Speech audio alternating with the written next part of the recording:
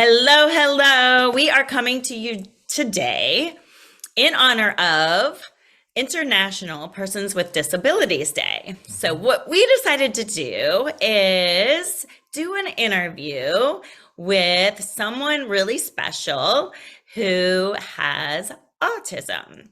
And so, the glory of being able to talk to someone who has experienced it their entire life is that they can provide us with details and perspective from their side, which we rarely get. Some people just don't really know how to connect or communicate with those with physical, emotional, psychological challenges. We all have challenges, right? And I think when you hear Al's answer today, you'll be like, oh my gosh, we are so much alike, right? Yeah. So I want to introduce Al. This is Al Barnes. Al, can you tell us a little bit about yourself? Sure. I'll be 42 at the end of February. I've been with Wegmans for almost 11 years. Awesome. I've actually worked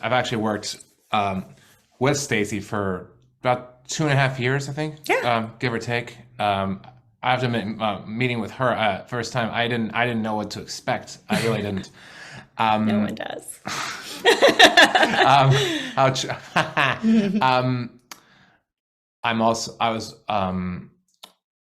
I'm also autistic. I've been diagnosed since birth. I've also been like a fan of music. Although unfortunately I won't. Though not too big a fan of hip hop or rap. You don't. Not really. You don't get down with some rap. You don't do really. Hip hop. No, but I'm guessing you do. I kind of like it. I was also lucky enough to meet a bunch of interesting people, such as like Henry Winkler, Debbie Allen, even Ken Jennings, even Kenny G, my sax hero. Kenny G, that's right. Little Kenny G. I think I've seen him 4 times by now. Wow, that's impressive. Yeah. So tell me, what kind of experiences do you have as someone, or what kind of challenges do you feel that you have being born autistic throughout your life? I'm sure that changed as you went through life. Teenage years are very different than now. Yeah. So tell us a little bit, maybe start with childhood. Sure. I thought I had a good childhood growing up.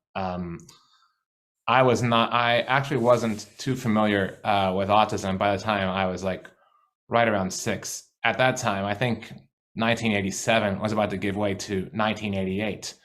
I was already a little kid at Running Brook Elementary at that time, and I remember seeing my dad came to visit one time. He had like a sport coat on, and on that had a pin that had like a person's face with like puzzle pieces all over it. And I think the word autism was either right on top of it or below.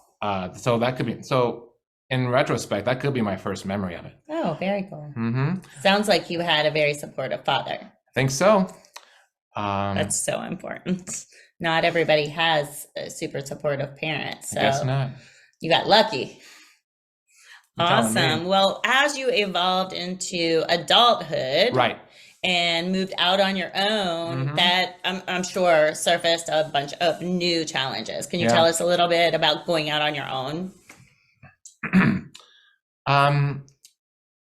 It wasn't until I was like a tad older. And although I admit I was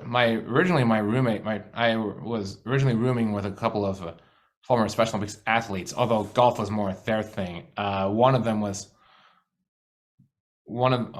think one of them had kidney disease, and another one was actually much more set in their ways, like always having to please the house counselor for no reason whatsoever. I never understood it. And at one point I wanted to, but I didn't get around to it. I wanted to mention to her that even pleasing her is not your job. Let's get that straight. Well, you could teach a lot of people that, right? Some of us need to learn that lesson. Yeah. Pleasing someone else isn't our job. Uh-huh. Yeah. Yeah. Did you compete in the Special Olympics? For years, yeah. Bowling was my was bowling. I did the longest. In Okay. fact, out of a perfect 300 game, I think mine was like 257 or so, or so, give or take. Either that or 267, maybe around there. Could Um, kick my behind in bowling. or even you could probably kick my behind in gymnastics. Possibly. Or even. Um, um, I've been wanting to, and I'm hoping to like look into. I'm also been wanting to like brush up on online classes too. If I want to look, especially, I've been wanting to look into both law school and the legal field since Oh, that's youth. awesome. In fact, actually, um, it'll be just a little over 2 years ago. I remember hearing about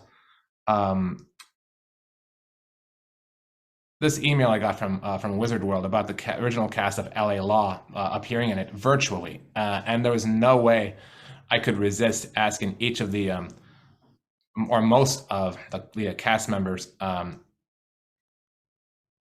I would start with telling them I'm autistic and I've been wanting to look into both law school and the legal field since youth, and this is probably one of at least two shows that have since influenced me to look into that.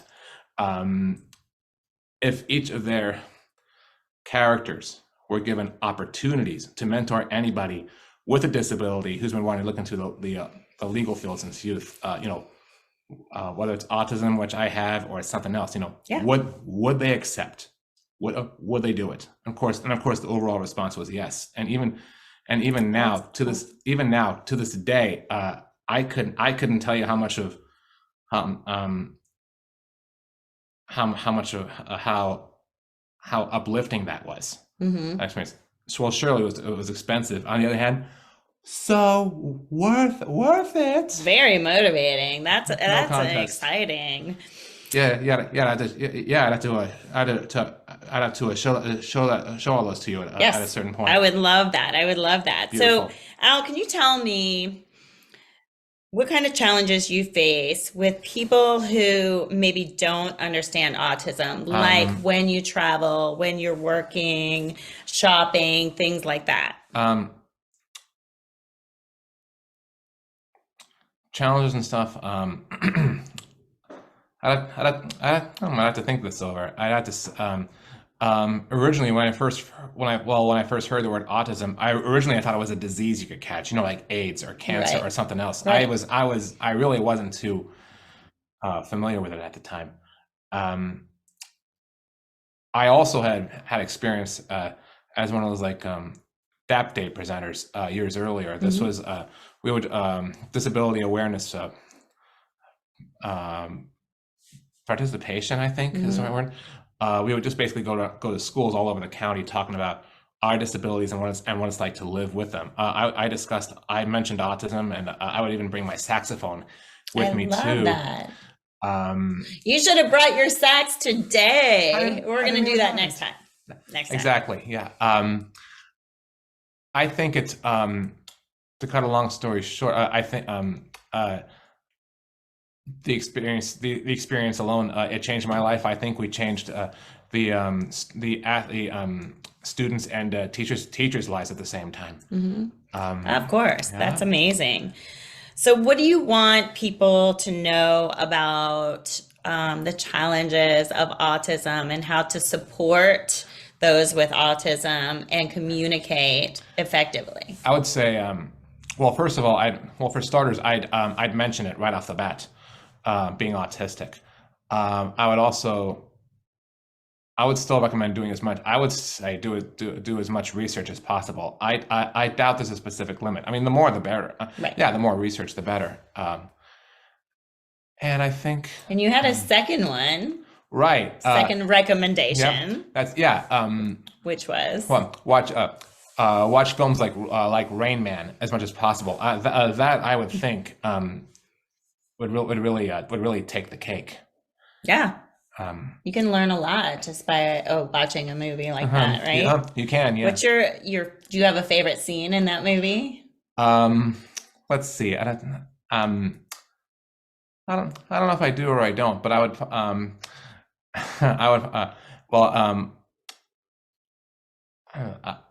Probably, I think when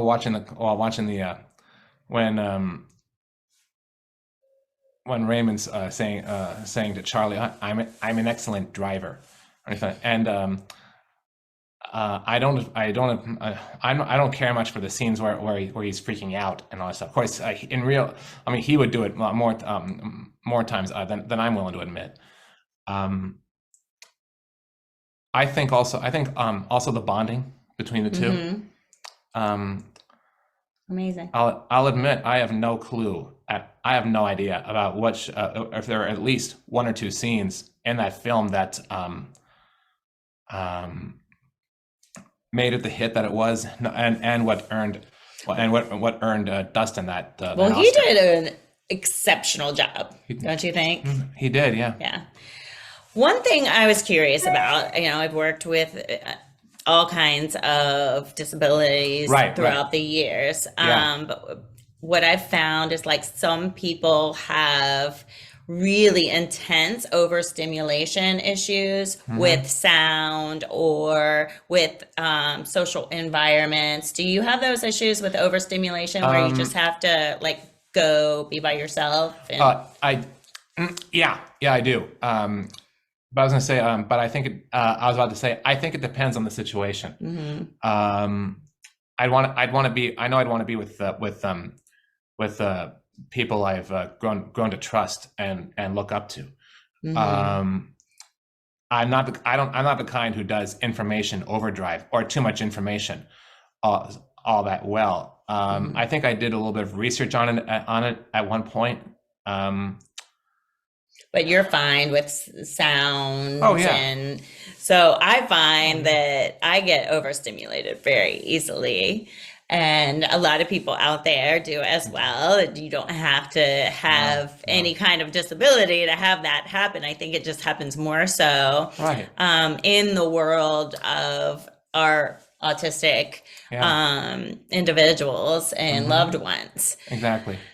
But I don't even shop at big box stores for that reason. You were like, "Do you have a Costco membership?" And I'm like, "No, I don't either." That brings me anxiety. But speaking of anxiety, I know that you have dealt with anxiety, like many of us have. I'm still dealing with it. Of course. And many people, it'll be a lifelong just kind of educational and self-awareness process. So can you tell me some of the things, both what we have done together and what you've done on your own and with others to mitigate those anxious thoughts? Well, with you, I'm not sure I remember all of it, but I would just let you lead the way. It should be it's that simple. So like breathing, we've done some breathing. Yeah. Meditation, walks. Wouldn't stop there, I don't think. Nature. No. Right, yeah. Yeah, so a lot of those things. What about journaling? Do you journal? I've done that a bit also, yeah. That might be your Christmas present. Do you need a new journal? LOL. He's gonna get a new journal for Christmas. If you have one. All right. Well, Al, thank you so much for sharing your experience. I think that often people just don't, if you don't have someone in your family or a close friend who struggles with the challenge of autism. Yeah. You don't really know how to act or how to communicate or even how to support others. Right. So some of the things that we do, Zen is a therapy dog. And so we go to a school for autistic adults and he works there. So we try to give back in that manner. So if you can find a way to give back by volunteering and making sure that you talk to those who have autism like you talk to anyone else. Except just really kind of slowing down and like looking them in the eyes and having a conversation. And oftentimes it is a very fun and liberating conversation. Right. Because there aren't a lot of filters. No. No, I like think no. the- I like no filters. I think No the- filter is fun. No. That should be a new quote. No filter is fun. It might cause some problems, Good but one. Good one. with the rest of us. Right. I was about to say, if we're in favor of filters, I was going to say, I think the world would be a better place if there were more of that out there. Right. Good job. I was, I don't know. I don't even know how I can compare her to, at least one or two of other, coaches I've dealt with or anything like that. I mean, especially the kinds with like, I do remember being with basketball. I think it's about 20 years or so, give or take. He was pretty much the Bobby Knight type, with a loud voice, sending me mixed messages. I rarely, if not never, knew what he was talking about. Well, sure, I try to like be as much of a team player, but after a certain point, I mean, he could have had a heart attack at one point, but it hasn't been the case. But no, I'm not, and no, I'm not. That can be very demotivating. I'm not all that close with him. Yeah. I'll put it this way. But although I will say, I pretty much got my revenge. I was in the middle of I was doing bowling, of course, for the state games. Sure. And he was still coaching basketball, and they would have, and their team would have gotten the gold. I believe we were up against St. Mary's, but I think they beat us by I think maybe one penalty shot or so, give or take. Mm-hmm. I'm already at bowling, so I didn't have to worry about that. So I could just so I pretty much got the gold in singles, and Of course you did. that's right. Of course you did. And as far as that alone is concerned, I'm going to use one of my all-time favorite films as an example, Willy Wonka and the Chocolate Factory, with Gene Wilder. And he said, basically, there's a scene right near the end, and he goes, Mr. Wonka, what's happened to the other kids? Augustus, Veruca, my dear boy, I promise you they'll be quite all right. When they leave here, they'll be completely restored to their normal, terrible old selves. But maybe they'll be a little bit wiser for the wear. Anyway, don't worry about them. Love it. I love it. I love it. There you have it. Yeah. Awesome. Well, we're gonna say goodbye. I just wanted to share a little bit of Al's perspective with you, let you know where you can go if you want to volunteer. I will send that your way. All you have to do is DM me if you're interested in those kind of resources. Amen to that, yeah. Yes. And meanwhile, you guys just have a wonderful day. And remember, if you haven't taken yoga before, or even if you have, remember loving kindness when you come across anyone who has any kind of disability or seems to be unique, have unique challenges that you may not have. Keep that in mind. Love you guys. Have a wonderful day. Bye now. As you are. Yes, as you were.